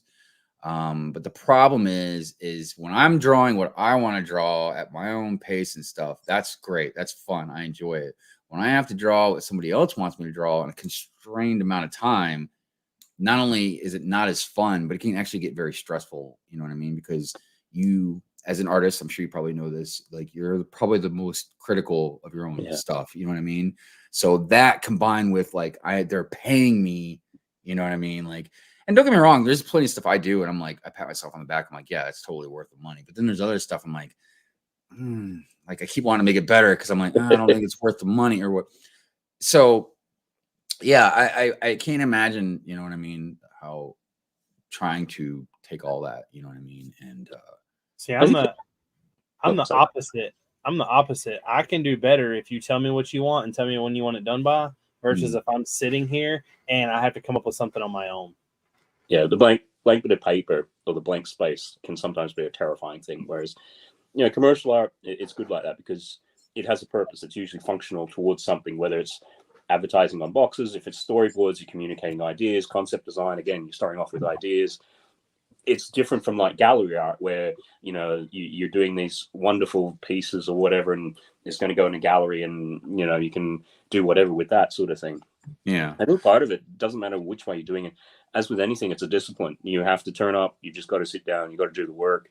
It's a daily thing. A lot of the times you can't go, well, I'm not feeling creative today. It's like, it's a job. You have deadlines, and that's what you're saying. Is so you just sometimes it's a matter of just turning up and starting, and just going for it. And then after a while, if you've done that often enough, you sort of know your strengths and weaknesses, and you can just actually get to it and just do it. Okay, some things you're gonna, as you're saying, Hive, you can see the errors and the faults and whatever else, but you know the deadline's come and gone, and you've had to get it done. Time to move on. Well, and I have to tell you, I probably 100%, but we'll even say like 99% of the time, you know, when I have done work for people or commission work or whatever, you know what I mean? Even as critical as I've been about it, like they don't see it the same way. So even my worst stuff that I thought I've given this or done to somebody, like they're like never been nothing but more than happy with it. But then there's a whole different aspect, and this kind of jumps into the Lego space. Let's say, you know, you were a designer for Lego, and let's say, I don't know exactly how it's broken up, but let's say you're a designer for the boxes, you know, the artwork on the boxes. Now that's something to where, you know, not only are you in a constrained space, but there's probably a ton of different policy and rules, you know what I mean? Just like I would imagine the designer of the sets. I didn't even know this for a long time until a lot of people brought it up, that they're already in a constrained space when they design sets for pieces, you know, the piece count, all that stuff. Like which is, I guess, even maybe starts with the price first. Like Lego's like, okay, we need $3 $60 Star Wars sets. You know what I mean?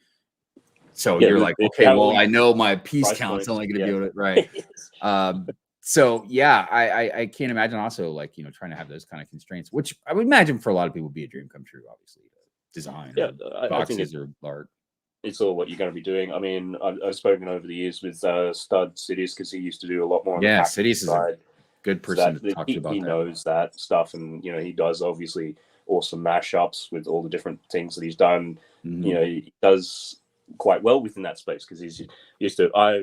I hate typography. I hate all that sort of stuff. Like a number of times people like, here, design a logo. It's like, that's just the one thing it's like, no, I just want to do it because it's too subjective.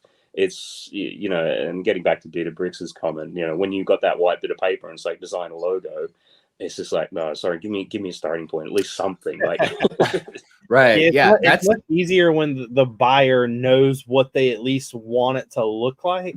Well, or the elements that they want included in it, because when you got that blank piece of paper and a pencil or a pen in your hand or whatever you use, it's definitely hard to like.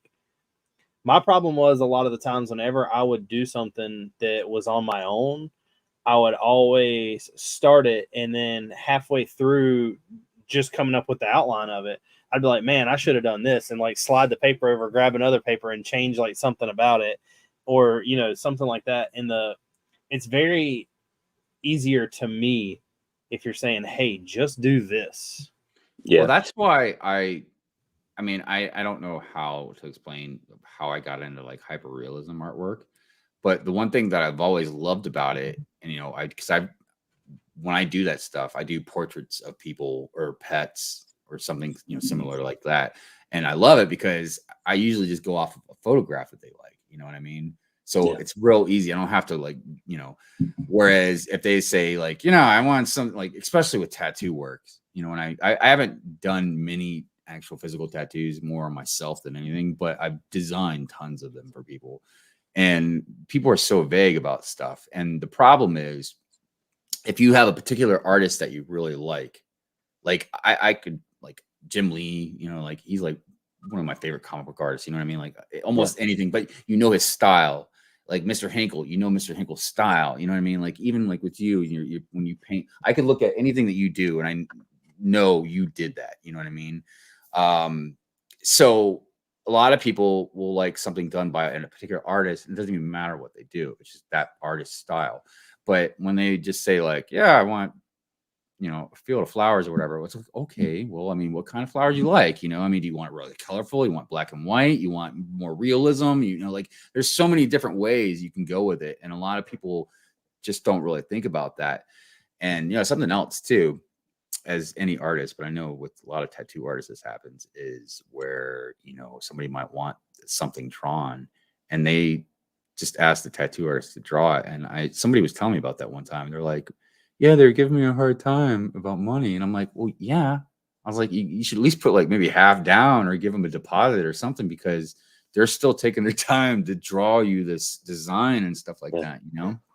But it's a lot of that is then the business side of thing, which generally most artists don't do well, because artists are very, I wouldn't say scatterbrained, but there's a particular way of thinking and things like that, and it doesn't necessarily translate to a business sense, and that business sense is what drives it, because you need to be able to, as what you're saying, it's sort of like be able to guide the client and go, right, give me all this initial bit of information, here's a bit of a brief, look, I'll do a couple of different thumbnails, you choose one, I'll do a couple of revisions after that as additional, like it's setting those parameters, and then just being upfront with the money and sort of go, this is what it is, that's how it works, because most people don't know, or a lot of artists don't know what, or they self-select themselves not to. Like, you know, if the thing which I always find is, you know, people always sort of, oh, well, you know, I could do something so easy. It's like, well, first of all, why'd you come to look at me? But then there's other things, like if your toilet's blocked and you call a plumber to come along and have a look at it, he's going to say, well, this is the price.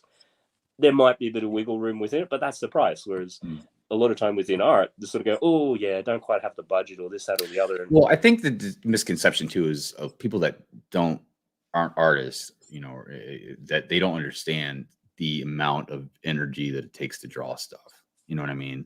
Like I've explained this to a lot of people, especially when you're really concentrating on like with hyperrealism artwork. Like after I'm drawing for a few hours, like I feel like I just like ran a mile, you know, because it just takes so much out of you. Plus the time it takes to do the stuff, the talent. You know what I mean? Like that, remember I was saying that style of art that somebody might like or whatever, like that's their style. Like you can't mimic that. You know what I mean? By the way, hi, Lady McBrick and Trevor's videos. Hello, hello. Hope all of you are doing well. So that's the thing though, when somebody says that they want you to, so if somebody told you to draw a 1992 Magneto like Jim Lee, you're not drawing it from yourself. You're drawing it from Jim Lee. So when you look at Jim Lee's photos and you're drawing them, it's not exactly tracing, but all you're doing is copying something that he's already done. And when it comes to, so I spent a long time in working at a tattoo shop drawing art, and that was one of the hardest things is if I'm drawing the art for you to tattoo, for one, I have to know what works. Because like how you draw hyperrealism, you can draw hyperrealism all you want. The tattoo artist is not going to tattoo it like that. It just doesn't work that way. A tattoo gun doesn't work the same as a pencil or a pen or shading and all that stuff. They have to do it completely different. And that was one of the huge things I learned, that it was so much easier to give them an outline and let them draw the small detail versus doing the shading and everything else. You know, that reminds me too, in a way, of a law case about tattooing. So there's I can't remember how many, but I know there's at least one basketball player that is in a video game and, you know, got the tattoos, right? And the tattoo artist is trying to sue the video game for like copyright or whatever, you know what I mean? Which to my argument is like, no, if I draw somebody, is it for a tattoo design for somebody, they bought just anything. If you commission me to draw anything, once you buy it, it's yours. You can do whatever you want with it. Now, look, if you just if you sit there and try and use it to deface, what is it, defacement or what? You know what I'm talking about? My name or whatever. That's different. You know what I mean? It's But if you're the same way with a logo. I learned that out on my logo. So if I draw my own logo and I post it, and it means nothing whatsoever, but if you draw it or you come up with it and I buy it from you, it is technically copyrighted now because I own it. As long as you are a licensed artist and I buy it from you, it is now owned by me. Now, if you tattoo Lego, the logo on you, and then you're trying to flash that around, like that's different. Lego can take you. That's different. Yeah, it's and this is where you got to. Every place is slightly different in the way of copyright laws and things like that. But generally, whoever creates it initially owns it, what they call the moral rights. Right. And then it's a matter of it, by default, will stay with the artist. So then it becomes a matter of, when you paying for it, whether you specify, okay, yes, all the copyright goes to you, or if it's limited in terms of, okay, yes, it can go and you can do a few little things like T-shirts or whatever. But, if you then go and use it as a corporate logo or other things, like there's bounds around that. And then, as what you're sort of saying, because the other thing which Lego at this stage still have the trademark over the minifig, and they generally don't like people putting their logos on it, because I've been trying to do that. And it's like, a lot of but what if you get a tattoo of a minifig? Like, so, but that's the thing though, the minifig itself isn't owned by Lego. The minifig itself is only owned by Lego if it is stamped Lego. I feel like there's an argument in there somewhere, man, but I don't know. We don't have time. Yeah, it's semantics and maybe going. Look, sideways. Something I do want to talk about, and this is something that Matt and I were briefly touching on in the past or whatever, about AI artwork. And I know this is a kind of a weird, controversial thing right now, and I'm kind of pulled in two different directions about it.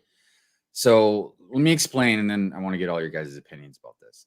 So first is to understand how AI artwork works and how it's generated. Okay. Now, I was under the assumption, and please correct me if I'm wrong, that AI artwork pulls from whatever, we'll say a billion different images, several billion images, and then kind of copyrighted images. That's what I want to get to, though, because that's where I have a problem. Now, if it's pulling from other images, and even then, there's still this weird gray area, because you can even say, like, artists in general, like, we pull inspiration from other artists, but I feel like it's different with AI because it's not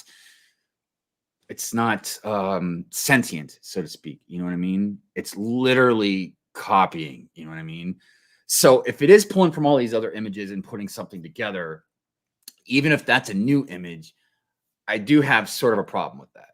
Yeah. Now, if it's, and this would probably work better with like writing than more than drawing or whatever, but like if it's creating something from nothing, then that's different, because I feel like with writing it can do that easier than with drawing, because writing you can't copy, like you can copy books, maybe sayings, phrases, sentences, but like words themselves, here's the big thing against that though, not against that, but the like odd space in that is I could literally copy what you say word for word, but as long as I quote it in there that you said it, it's not considered copywriting. It's considered using your material. Whereas if you're stealing, like if I took one of Matt's paintings and let's say I changed an eye on it and said it was mine, it's still technically copyrighted. Well, and this is something Amberly and I have discussed as well. And I agree with her on some stuff. I disagree with other stuff, because it's a lot of this, I don't think there's any kind of concrete answer to certain things. There's a lot of gray area. And even if you throw it in a court of law, you know what I mean? Oh, there's court cases at the moment going on about all this stuff, and it's going to take years. Like but some stuff, like, okay, even pulling from all of these other pictures and stuff and then making its own picture. Okay. I know it's not the same thing, but it's almost like an analogy of like how we do commentary on videos in a way. You know what I mean? Like we're taking clips And as long as you're doing commentary and not just Oh, showing, there's you know a what I whole mean? thing Like, around fair use and what you can right. do, and that's been said. And I'm The problem fascinated by with- all this stuff. I have with the AI is if you didn't draw on those billions of images, which you didn't get permission in the most, Right. you have no framework. Like you couldn't do it, and that's the sort of thing. And the way that I liken it to is, it's like putting up formwork for building a skyscraper. Like you put the formwork up, you put the concrete down. A couple of weeks later, you take the formwork away. So the thing is that, and the reason I use that analogy is like you take the formwork away and the building stands. And I think that's what's happened with a lot of these AI things. You've got the framework now because you've hoovered up all these images. You've figured out what you need to, so you can now get rid of them and you never need it again, sort of thing. And it's that part there. And the other similar thing was in the early 2000s, Google went through and basically scanned every book that it had known in existence to feed its algorithm, broke all the copyright laws, everything like that. Of course, cases went on for like 18 years about this sort of stuff. And in the end, Google got like 180 million fine or something. But it's like the horse had already bolted with this stuff. And I think that's the problem with a lot of where we're at. And part of it I see as it's AI will do to art what digital cameras did to photography. Like you used to have people prior who had DSLRs and everything like that. And like you'd really have to, if you wanted to do weddings or whatever, like for photos and like for magazines and things and everything. And then digital cameras and in your phone and everything came along. And, it's difficult these days to take a bad photograph with all the technology in there. Yeah. Yes, you'll still pay for a wedding photographer and this, that, and the other, but a lot of things have gone by the way. And I think that's going to happen here a lot. And I mean, that's why getting back to when you were asking me if I like doing it physical, and that's kind of why, because the physical item is always going to have value. Mhm. And having been around the art space for a couple of decades now, you always see it's changing and moving. And it's always going to become tools and things like that, whether you like it or not, and how it goes. So, Well, that's where I I have a breakdown with it, because I have had people debate this with me before about AI being a tool. And I don't see it as a tool. I see it completely as cheating. Now, we can debate on, the rights of it, the rights and wrongs and the copyrights and this and that. A tool, like, because we've constantly throughout time, art tools and stuff have progressed and got better to the point now where we have like tablets and stuff like that. And I think we're almost at the max. But AI is a completely different thing, because AI is something just generated without you needing to really do anything. And that's where I'm like, that's not creating art. That's just having a computer program just whip something up. That's not you doing anything. And then even the whipping something up is being pulled from all kinds of other different images and stuff like that. Even the writing, when you have stuff writing. Now, I think AI is a great tool for things like, you want to make thumbnails. There's all kinds of other different things that AI can do that can help. But see, you're wrong on that, because if you're doing it for thumbnails and you're putting thumbnail on a video you're getting paid for, AI is basically taking a image that they found from somebody else creating and using it for you to make money. Then what am I wrong about? It's still not a tool. But what I'm saying is that's going right back to the copywriting thing. No, I mean, for your own stuff, like, I mean, yeah, you don't want to like take other images that's not yours and do it. But I'm talking about like, if I make a thumbnail and I run it through AI to make it look, better looking, or the image, like different color type thing or whatever, you know what I mean? Like that's different. But yeah, I get what you're saying about like it just creating a whole new image. You know what I mean? I meant it more of like just something that's already yours. It's how much you incorporate into it, because I've seen some artists who, I've been following this from quite a while. And some artists now, particularly with Midjourney and some of those things, they've gotten really, really good. And they'll start to use that as a starting point, and a pretty sophisticated starting point. Like you're going to get 80% there. And then, they'll blow it up and they'll put it onto a canvas or whatever and paint it off that. And it's sort of like, that starts getting a little bit gray, because at this point in time, in terms of copyright, you have to be sentient to own copyright. So if a machine generates something, it's not copyright it's in that form.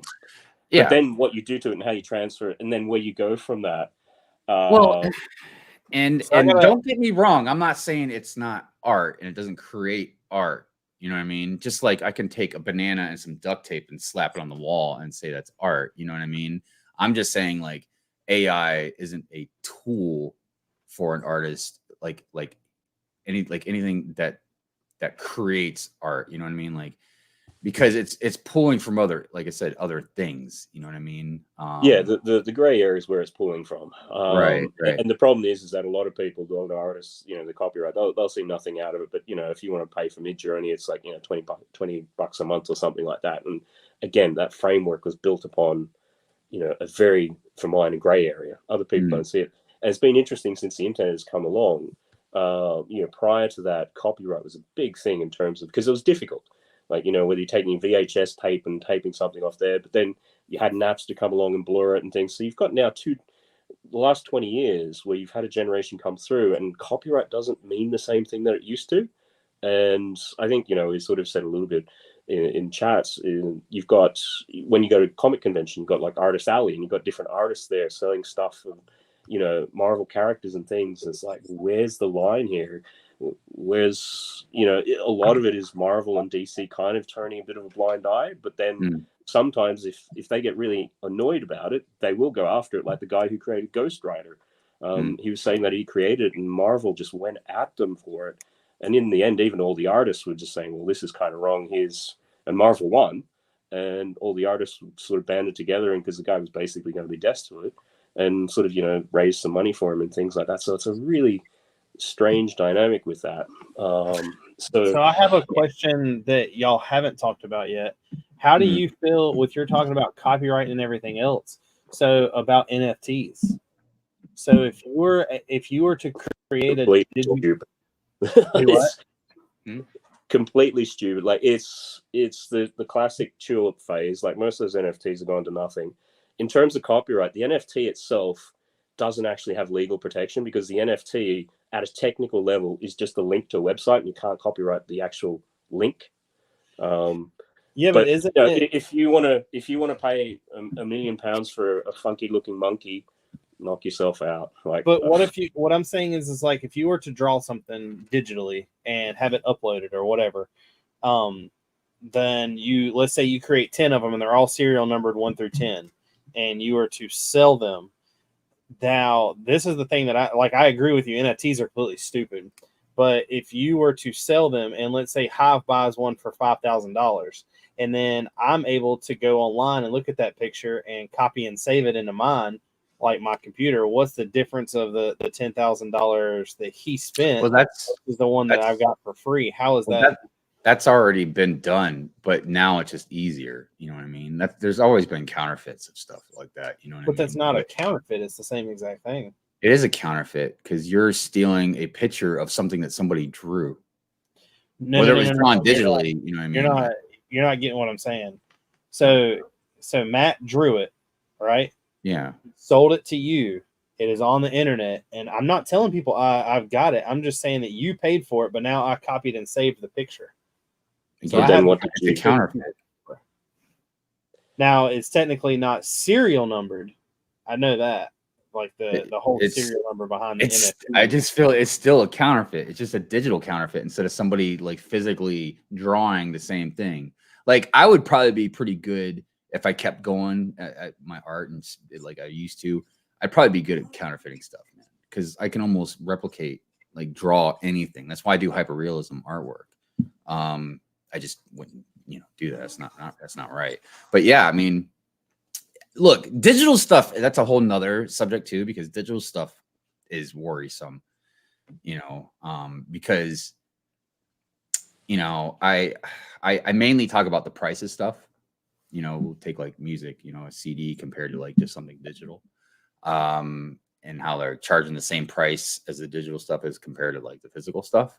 But there's also the aspect when stuff is digital, whether it's art, music, whatever, books, you know what I mean? Like that can be altered, that can be erased, gone. Now, yeah, you can have a fire in your house, but it just seems like it's much more easier for something maybe to happen if you didn't have something saved, you know what I mean?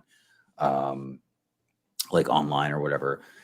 I don't know. The digital stuff worries me more. And then, of course, you're just talking about like the artwork. You know what I mean? I would think that the only way you can get away with something like that is if your art was encrypted. You know what I mean? So maybe they already do it, but like, let's say you saved and copied a picture of it or something like that. You know, somebody that knows what they're doing could see like Matt's copy has the encryption on it, so it's the real. Well, that's what it does. thing. That's what I'm saying. It Yeah. creates a serial number. Well, I don't think a So- serial number is good enough because you can copy a serial number too. You know what I mean? But Yeah, if it's you can't. encrypted, The serial It number comes is down encrypted to in- what's actually on the blockchain. You can go back and trace it back. But Yeah. you know, at the end of the day, if you know, I drew a picture of a monkey, I sold the Hive digitally on the blockchain for 5,000, and then Bearded Brix goes and makes a copy of his hard drive. It then comes down to, well, what Bearded Brix does with it. Is he then going to go and try to sell that or print it out, or like, you know, right? it's what exactly is happening after that.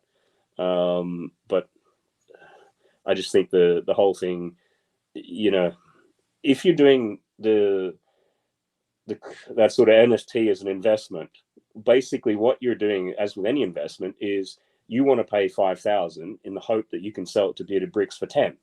So Yeah. you're that speculation aspect of it, and that's why it's all gone. Mm. You know, when everyone was sitting at home during COVID and we're getting checks and things, people went, okay, we'll do this, and then, you know, at some stage, people started to go, wait a minute, this is nothing which I paid for it, and the prices of most of these things have crashed through the floor. Yeah.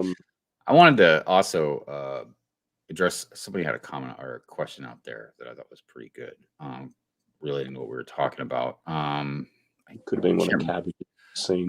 Hey, Cabbage, what's happening? No, it was Southern Brick guy. How do you define a tool? Yes. How do you define a tool? Okay, so this, I feel like I'm being factual about this, but maybe it's just more opinion based. But so, okay, when it comes to artwork, we won't talk about like other types of tools, but when it comes to artwork, okay, back when cavemen were drawing on caves, man, the rock was the tool. You know, then we got into a brush for painting. Then we got into a pencil. Now we got a digital pen. The point I'm saying is, like, each one of these things, no matter how advanced it's got, it's still you, your creativity, drawing something or creating something. You know what I mean? And in the sense that it's you, like your imagination, right? AI is not you using your imagination to create something. AI is just something that the computer is creating for you from something else. You know what I mean? Shelf space. So that's how I would define the tool. You know what I mean? Part. I guess you can even say technically AI is a tool. It's just not, in my opinion, the connection. You know what I mean? Of you creating the artwork. The interesting one, and we spent on my stream talking for like an hour and a half. So obviously we can just touch on it. Bricknerd.com recently, like on Instagram in particular, in the last couple of weeks, you've probably seen a few photos popping up of Lego sets as such, and it's sort of like looking at a Lepin or something. Like you look at it and it's like, that's close, but something looks off. And a lot of that is now this digital AI, or sorry, this AI generating things. And it's sort of like, some of them you look at and it's like, well, that would be really cool if you could do that in Lego.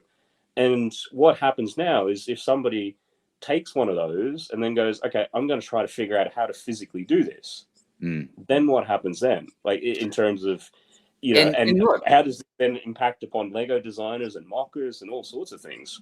Right. So I actually did this as a guy at work was betting me, or he didn't bet me, but we were basically talking about AI, and he told me that AI couldn't really take over a lot of things, and I explained to him that it could. And in this, we were talking about reviews, and there's a lot of people out there that'll say, hey, you know, generate a review about this set for me, and all I'm going to do is say word for word what you bring to me. Now, all that AI is doing is bringing you information that they are getting from other people. This is hilarious. I think he pulled up Chat GPT, right? All right, you can go to Chat GPT and tell them to write you a review on the Brickmania B-17G bomber. If you search that on YouTube to look to see if there's any videos of it, there's 4 videos. One of them's me, and the other 3 are Brickmania. But that's what I'm talking about. It is word for word what we said combined. But that's what I'm referring to with the whole tool part. And even to address what Cabbage is saying about people using other people's art. Yeah, dude, I'm not disagreeing with that, but it's still you creating the art. Even if you're using stuff like Photoshop, it's still you taking the pieces and creating the art. It's not a computer program. It's not AI generated. It's not, you know what I mean? Like, so even to the review thing that you're just talking about, like, that's not you. It's not your review. The AI isn't going to be able to do anything as far as opinions go. It can make whatever you want. You know what I mean? Now, if you're talking about pulling facts, that's different. But when it comes to opinions, it's not going to be you. You know what I mean? No, but it will tell you an opinion to AI. say. Huh? It will tell you in an opinion to say. Sure, you can write AI can write awesome scripts, dude. Don't get me wrong. But again, it's not you. And that's what I'm talking about. Like, now, if you wanted the AI to pull facts about stuff, that's different because it's not opinion based. You know what I mean? But as far as reviews go, as far as artwork goes, you know, like, you know what I mean? Like, well, half the sports reporting that you'll read either online or newspapers or whatever, for a very long time, half of that's been done by some form of AI. But that's different because, again, that's facts. It's pulling stats and you're reading stats. Yes, it's not saying like, yeah, Seattle's the best team ever. You know what I mean? Like, it's not that type of stuff. It's but as you've like, been reading it, do you look to see, you know, it's written by Brick Hive, or, you know, it's uncredited who was doing it? Like, at the end of the day, no, it's written by this. You could say it's announced by Brick Hive. But if you even remotely say it's written by Brick Hive, then you're just straight up lying. And that's false advertisement, man. And that's just lying. You know what I mean? I don't know. But that's the point that I've been, like, in terms of when you've read the sports things, how have you noticed what has been written by an actual person and what's been written by those lines are definitely way blurred now. I mean, and look, and when you talk about a review, like I just said, Shy Times, like I used ChatGPT from a Osprey video, if you're pulling out facts for the review, that's different because those aren't opinion based. You know what I mean? But as soon as you start using opinion based language, then I feel like, yeah, it's completely false, man. And people are watching you say in a computer's opinions.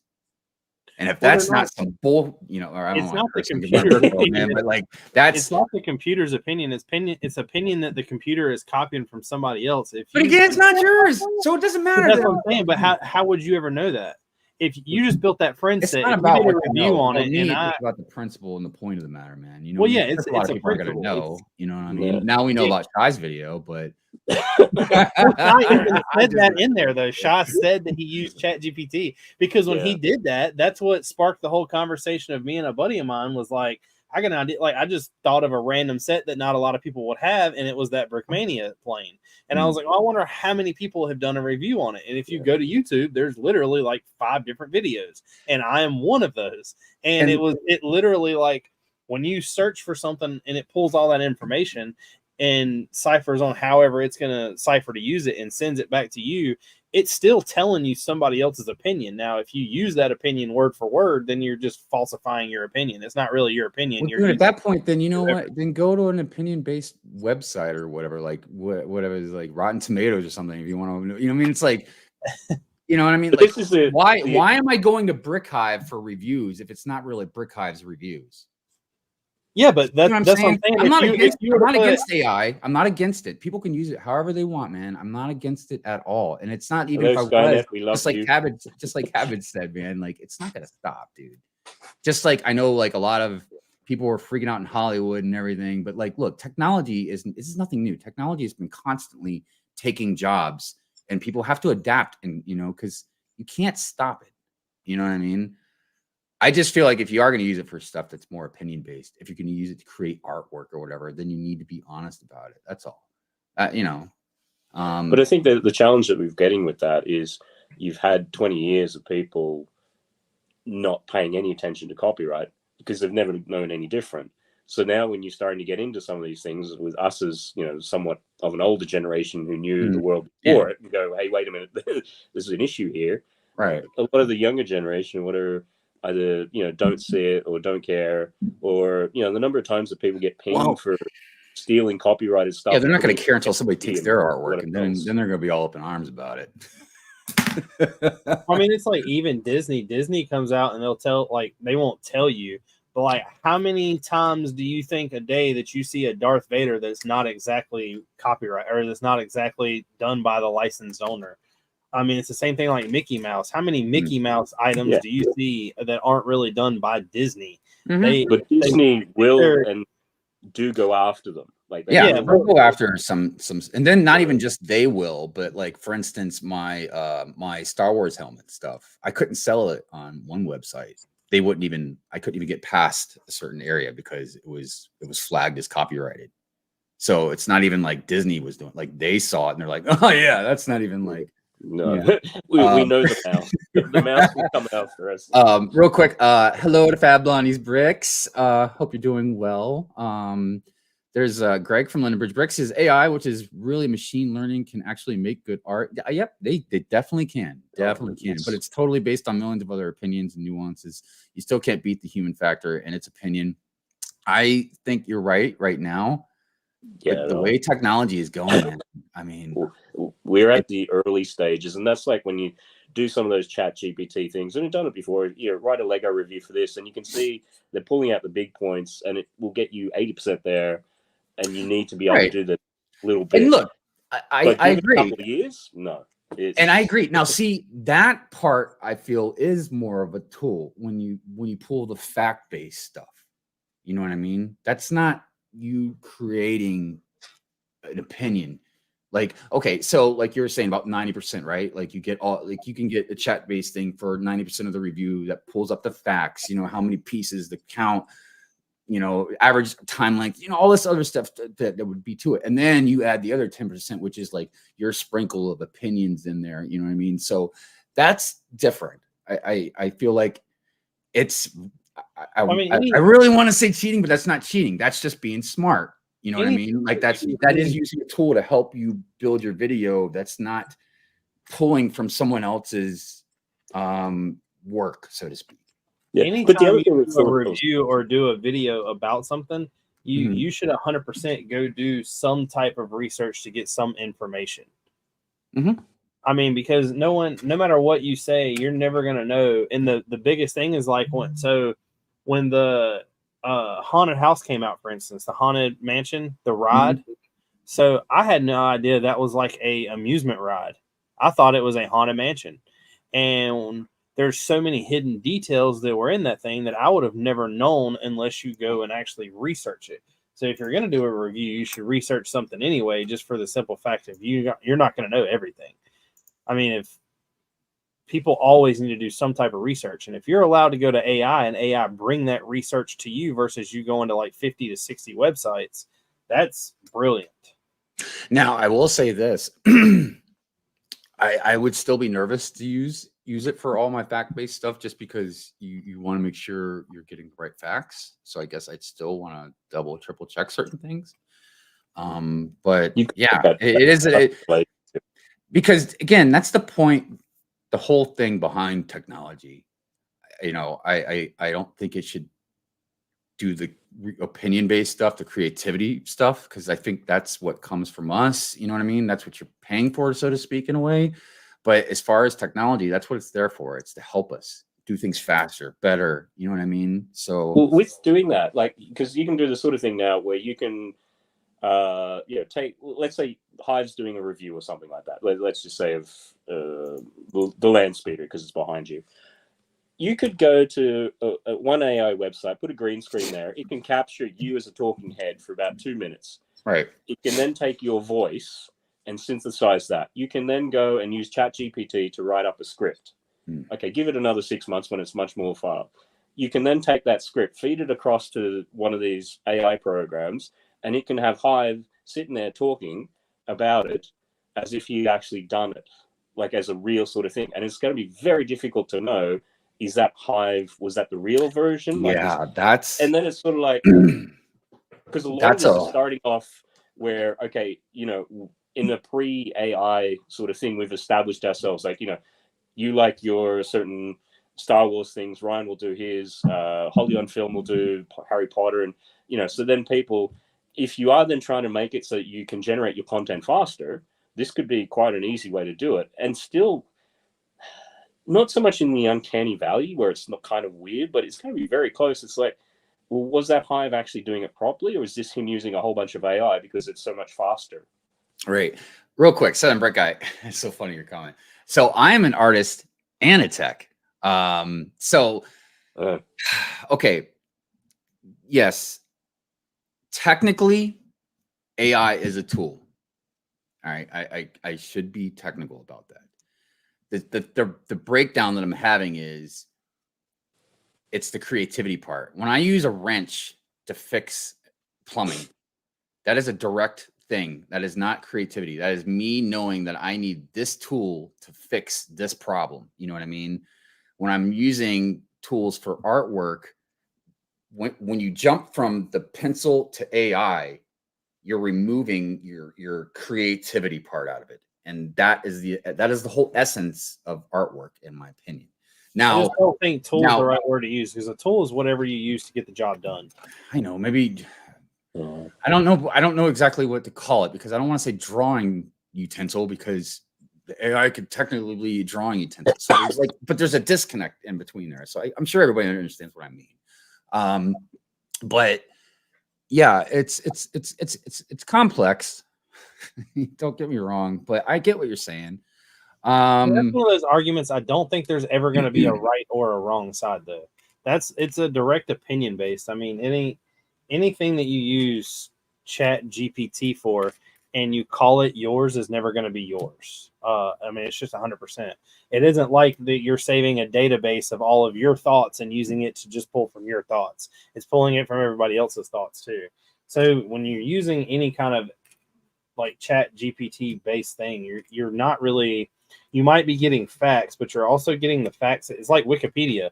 Wikipedia, people think that's the truth, but it's not the truth. Me and you can go in there and change that. I mean, it's right. I mean, but with the chat stuff, that's where I was saying there's a difference between the chat and the art, because it's words being thrown together. And I mean, yeah, I guess you're pulling from, I don't even know where it's pulled from. The problem, again, I'm having even with the chat stuff is when the disconnect between when you're having a review and you're giving opinion-based stuff. You know what I mean? That's where I'm having the disconnect part. Because like I said, if somebody comes to Brick Hive for his reviews or whatever, but I'm using Chat GPT and whatever, and it's nothing in here is any of my opinions, you know what I mean? Then what are you doing watching me? You might not know it. Maybe I could get away with it. But I don't know. I'd feel bad. I would feel wrong about it. I mean, just like I'm sure all three of us, we wouldn't, if we just created artwork with AI and we're lying about it and say like, yeah, I painted that, or I did, like, maybe we can get away with it. Isn't that a thing right now where you can go to Chat GPT and it can create you a short story that you can sell, and then you sell it to make money off of it through Amazon? Probably. People have been doing that. They've been doing it with kids' books, because they've gotten like, here, write me a kid's book about a piranha, and it does it. Then they go along to Midjourney. Here, give me a couple of images here, put it together, put it on Amazon. It's being sold. So, and this is where things, and again, we're running out of time, but this is where this would be a very good conversation that can keep going into, because when we're talking about that, now you can have publishing companies and this and that, like, just make books, and you don't even need authors anymore. And I understand why a lot of the actors and writers were scared as well with AI. But yeah, I don't know. It gets really complex with a lot of stuff. What's up, Tech? How you doing, brother? I love how we've given Tech the possibility of getting onto a regular upload schedule. If we... He's like, yes, finally, I can get this stuff done, man.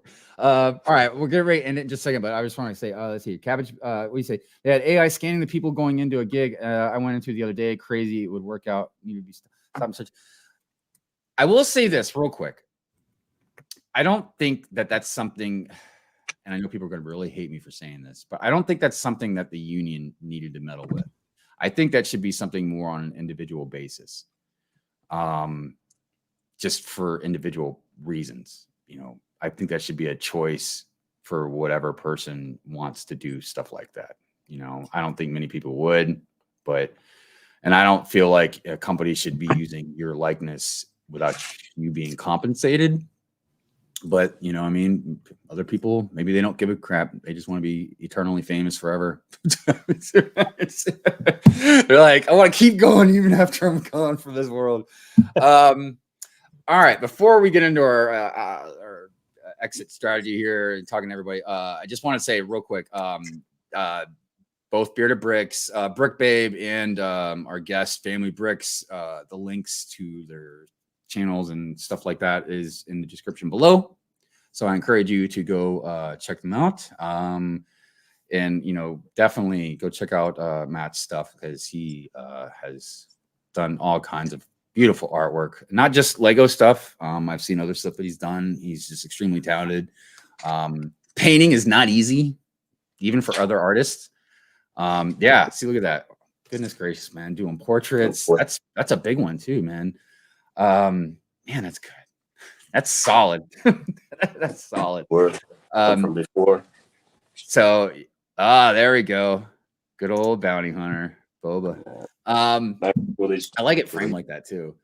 See, I can't really paint because I have to have my hand on when I'm drawing. I'm not one of those guys because my buddy years ago tried to teach me how to airbrush, and I was just like, I was all over the place. I couldn't do it. Yeah, the AI stuff. That's why we kind of wanted to talk about it, just because it's a very interesting conversation. And when you got artists in the panel, you know we're gonna want to get into that, because it's complex, and yeah, it's complex. And as artists, it's sort of like if the tool is going to then start replacing most of what you do, then you need to either get ahead of it or move with it. I mean, and the reason also it's complex is because, like, all right, think of a song. Imagine AI comes up with a song, right? Imagine that song is awesome and you're dancing, you love it. Like, you're like, oh my God, I shouldn't be feeling like this. Like, how do you think Taylor Swift comes up with all her songs? Well, just last week they took one of the last Beatles songs. They had some sketchy sort of recording of John Lennon from back in the day. They used AI to fill in the gaps, and they've just released it as a single. So it's already here. It's happening. Like right. Yeah. Like I said, it's definitely a conversation we'll have again one day for sure. So that being said, Matt, you want to plug anything, shout anything out, complain about anything? You can. Yeah, sure. Just thanks very much for having me on. Really quickly, I do a Thursday stream, 3:30 EST time. So come check that out on my channel, Family Bricks. Usually once a week, because people complain about the price of Lego, I go through and do the top 5 most expensive Lego sets from them every year. I'm working backwards back to 1997 at the moment, so check those out. And just a couple of quick sketches I did before. Sort of Brick Babe there. Must make there you go, Brick Babe. And then just a quick little one, because it's always I know everybody's been getting a kick out of that one, man. Hold on, let me show you. Yeah, I mean, out of that picture, but I'm just saying, out of me, yeah, I do some very weird kung fu maneuvers when I'm ranting. Bicycle kicks, and yeah, that's great. So thanks very much again. Hopefully, yeah, definitely. Thank you for coming on. Bearded Brix, you want to plug anything, shout anything out, brother? I finally moved the castle back over to the way it's supposed to be. All the lights are hooked up, so there will be a video coming for that. I'm just waiting on a couple orders that technically should have been here yesterday but aren't here yet. So as soon as that stuff gets here, I'll have another video put together. Other than that, just another day. My Wednesday streams, like always. Rock on.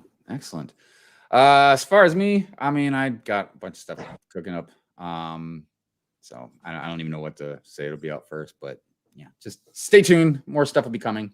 I did start designing my clone base. My clone base is like the whole bottom level is done.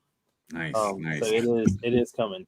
Oh, also, real quick before we end the show, I know we've mentioned it and stuff, but I don't know if people know, but we do have the same type of contest as last month going. Yeah, all the criteria is the same, except for it's just a like fall theme now. So you can have like your Thanksgiving thing in there, turkey, or just the fall wintry leaves, whatever the case may be. But the criteria is the same, the size, the dimensions, and just got to have a mini, or not stick figure, but minifig in there. So I know at least a couple people have reached out to me about it. So I know some people are working on it, but I just want to let you guys know. Whatever the case may be, definitely happening. So, all right, chat, we love you. Replay gang, we love you. We appreciate all you guys being on here and helping and just contributing to the conversation. It's been very, very fun. We'll definitely do some more AI talk, some more artwork talk eventually here soon. So, and we can have some other artists as well, because I know there's some more out there. So, anyways, all right, we'll see you guys next week. Peace out.